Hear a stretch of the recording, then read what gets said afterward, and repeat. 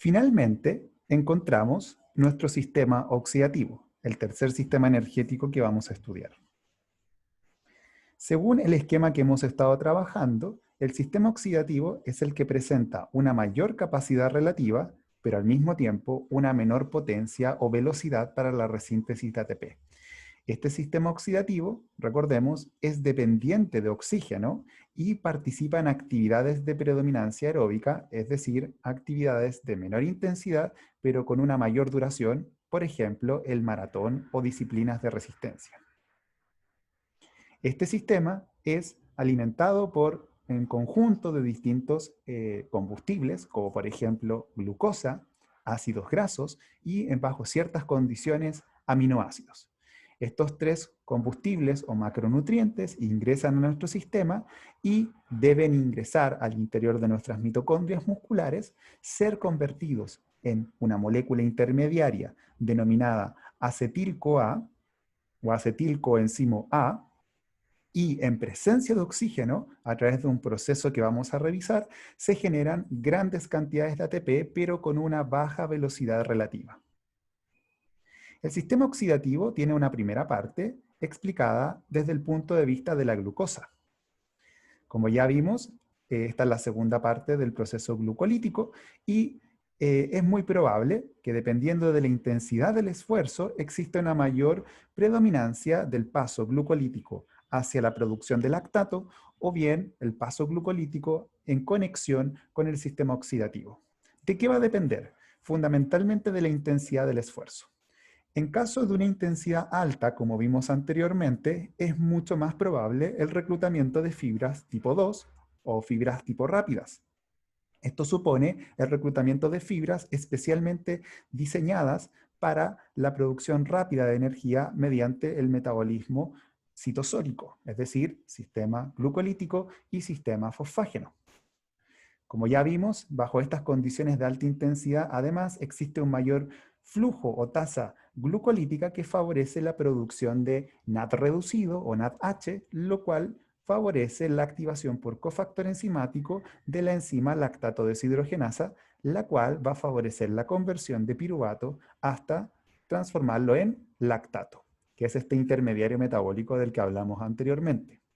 Sin embargo, y aun cuando sabemos que en condiciones de alta intensidad existe una mayor probabilidad de convertir el piruvato en el citosol en lactato, sabemos que también cuando la actividad es de menor intensidad relativa, existe una mayor probabilidad de reclutar fibras tipo 1, mayormente especializadas en el metabolismo oxidativo.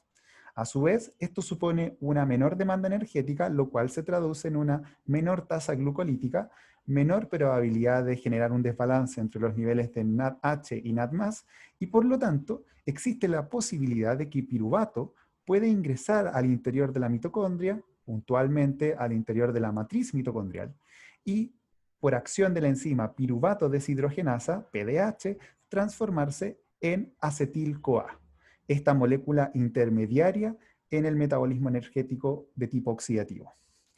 Los ácidos grasos son otro de los nutrientes importantes que contribuyen a la producción de energía mediada por el sistema oxidativo. Como sabemos, la mayor parte de nuestras reservas de ácidos grasos se encuentran al interior de los adipocitos de nuestro tejido adiposo, en forma de triglicéridos.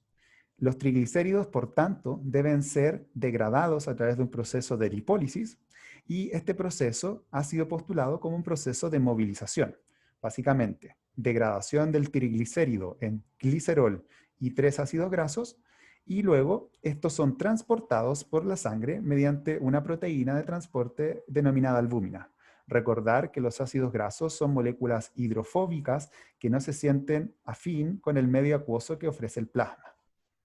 Este proceso de transporte entonces es facilitado por la albúmina y también por las propiedades propias, valga la redundancia, de la red vascular. Es decir, en deportistas vemos una red vascular mucho más favorable al ingreso de estos ácidos grasos en el músculo versus una persona menos entrenada.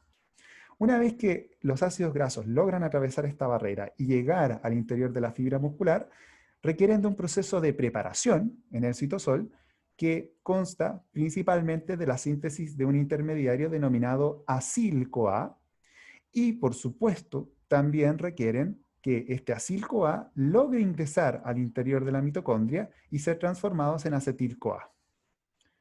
También recordar que el músculo, aunque presenta menores cantidades que el tejido adiposo, sí presenta sus propias reservas de triglicéridos, por lo tanto, se puede generar una lipólisis local que contribuye también en la producción de energía mediada por ácidos grasos.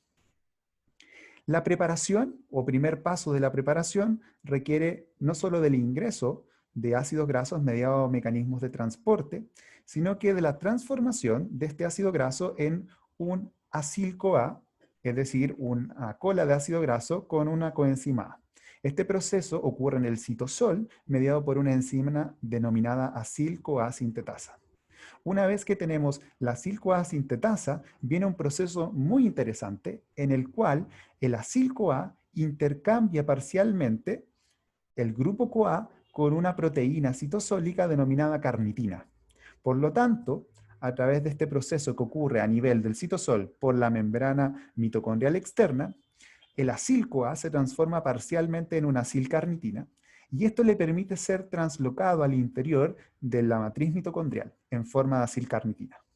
Luego, en la membrana mitocondrial interna existe una carnitil-palmitoil transferasa de tipo 2 que lo que hace es devolverle al acil su grupo CoA y despojarlo de la carnitina. Por ende, en términos indirectos, lo que se obtiene es el ingreso de un acil-CoA por intercambio de carnitina. Una vez que el acil-CoA logró ingresar a la matriz mitocondrial, viene un proceso complejo de varias reacciones químicas que denominamos beta-oxidación, cuyo objetivo es obtener moléculas de acetil-CoA a partir de acil-CoA. Y como ya sabemos, una vez que formamos acetil-CoA dentro de la matriz mitocondrial, es posible continuar con el proceso oxidativo. Respecto a los aminoácidos, hemos conversado que algunos de ellos pueden ser utilizados de forma directa por el músculo esquelético para el metabolismo energético, sobre todo en condiciones de ayuno o de ejercicio extenuante de larga duración. Dentro de estos aminoácidos encontramos la leucina, que es un aminoácido esencial, el cual debe despojarse molecularmente del grupo amino, este grupo NH3, y una vez que logra, se transforma en una molécula con carbono, hidrógeno y oxígeno que puede ser correctamente procesada al interior de la mitocondria para eventualmente, si es que la célula lo requiere, para sintetizar acetil-CoA. En definitiva, tal como la frase lo indica, todos los caminos parecen conducirnos al mismo punto, en este caso a el acetil-CoA dentro de la matriz mitocondrial. ¿Para qué sirve el acetil-CoA? El acetil-CoA es una molécula que da inicio a un proceso enzimático de 8 pasos que conocemos como el ciclo de Krebs. El ciclo de Krebs, más que entrar en detalles, es importante conocer que no es justamente el sitio donde se genera la energía o el ATP requerido para la contracción. Si bien en algunos pasos es posible generar ATP, la contribución relativa de esta producción de ATP es muy baja. Entonces vale preguntarse, ¿para qué sirve el ciclo de Krebs? El ciclo de Krebs nos permite a nivel mitocondrial la síntesis de estos agentes destacados en rojo, NADH y FADH2, los cuales se pueden resumir como agentes reductores. Estos agentes reductores son de vital importancia para acoplar el metabolismo mitocondrial a un proceso posterior que conocemos como la cadena transportadora de electrones. ¿Qué es la cadena transportadora de electrones? Es un conjunto de proteínas de transmembrana que se encuentran en la membrana mitocondrial interna de nuestras mitocondrias y que básicamente está compuesta por 4 complejos proteicos. En la imagen A, lo que ustedes observan aquí es el complejo 1. En la imagen B, la primera proteína que ustedes ven es el complejo 2. Y tanto en A como en B, las siguientes proteínas que ustedes observan acá, que yo estoy marcando, son el complejo 3 y el complejo 4. A su vez, existen ciertos textos que plantean que esta cadena transportadora de electrones tiene un quinto elemento que vendría siendo la ATP sintasa o ATP sintetasa, es decir, la enzima que sintetiza el ATP. ¿Cuáles son puntos importantes en el acoplamiento entre el ciclo de Krebs y la cadena transportadora de electrones? Primero, NADH, de los cuales generamos 3 moléculas en el ciclo de Krebs, contribuyen reduciendo el complejo 1, cediendo sus electrones, y estos electrones son posteriormente transportados a través de la ubiquinona al complejo 3. Cada vez que los electrones son transportados entre el complejo 1, complejo 2 y complejo 3 y complejo 4, estas proteínas, complejo 1, 3 y 4, actúan como bombas de protones y logran enviar en contra de su gradiente de concentración los protones desde la matriz mitocondrial hacia el espacio de intermembrana, generando un enorme gradiente protonmotriz o electromotriz en este caso. Por otra parte, el complejo 2 forma parte de una de las reacciones del ciclo de Krebs y de forma indirecta también utiliza a NADH, uno de los NADH, el FADH2, que es uno de los elementos generados por el ciclo de Krebs, lo cual también le permite al complejo 2 aceptar electrones, es decir, reducirse. Y esta reducción del complejo 2, si bien no genera un transporte de protones por sí mismo, estos electrones sí pueden ser transferidos por la ubiquinona y contribuir a otorgar energía libre al complejo 3 y el complejo 4, fundamentalmente al complejo 3. Por lo tanto, ahí tenemos claro cómo se acopla el ciclo de Krebs a través de la producción de agentes reductores y la acumulación de energía para bombear protones de la cadena transportadora de electrones en el complejo 1, 3 y en el complejo 2. El complejo 4, por otra parte, no solamente requiere de esto, sino que además fundamentalmente requiere de oxígeno. Por lo tanto, el sistema oxidativo es dependiente de oxígeno en cuanto el oxígeno actúa a este nivel, a nivel de la cadena transportadora de electrones en el complejo 4. Tan importante es el oxígeno en este circuito eléctrico que si no llega el oxígeno apropiadamente a este nivel, el proceso global de síntesis de ATP decae significativamente. Por eso es que se habla de un proceso en cadena, porque si bien todos los pasos son importantes, el complejo 4 parece ser un punto crítico y es por eso que durante la realización de ejercicios necesitamos captar el oxígeno a través de nuestra respiración. Todo esto en su globalidad, como les mencionaba, genera una alta concentración de protones y por supuesto una disminución del pH dentro de este espacio intermembrana, lo cual va a ser aprovechado por el complejo 5 o en este caso la ATP sintasa. Acá tenemos cómo a través de la entrega de electrones los distintos complejos, en este caso el complejo 1, puede bombear protones. Fíjense ahora cómo la ubiquinona o coenzima Q puede transportar estos electrones al complejo 3 y cada vez que estos electrones alimentan a estas bombas, las bombas pueden seguir bombeando protones al espacio intermembrana.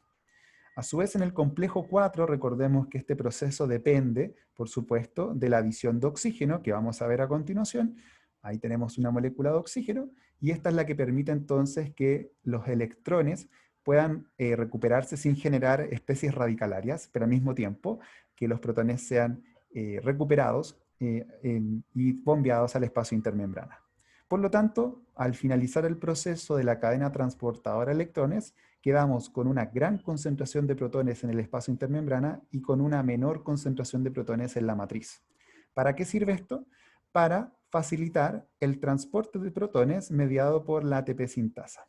Básicamente la ATP sintasa actúa como una especie de rotor o de molino que aprovecha esta energía proton motriz y cada vez que los protones ingresan a esta estructura, hacen que el rotor de esta estructura cambie su conformación, favoreciendo un aumento en la actividad enzimática de la ATP sintasa.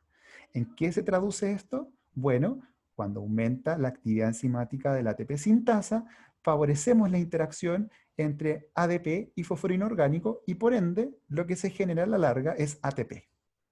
En términos de contribución relativa, lo interesante es que, por ejemplo, un mismo nutriente como la glucosa, cuando proviene del glucógeno, puede otorgarnos a nivel citosólico, mediado por el sistema glucolítico, alrededor de 3 moléculas de ATP.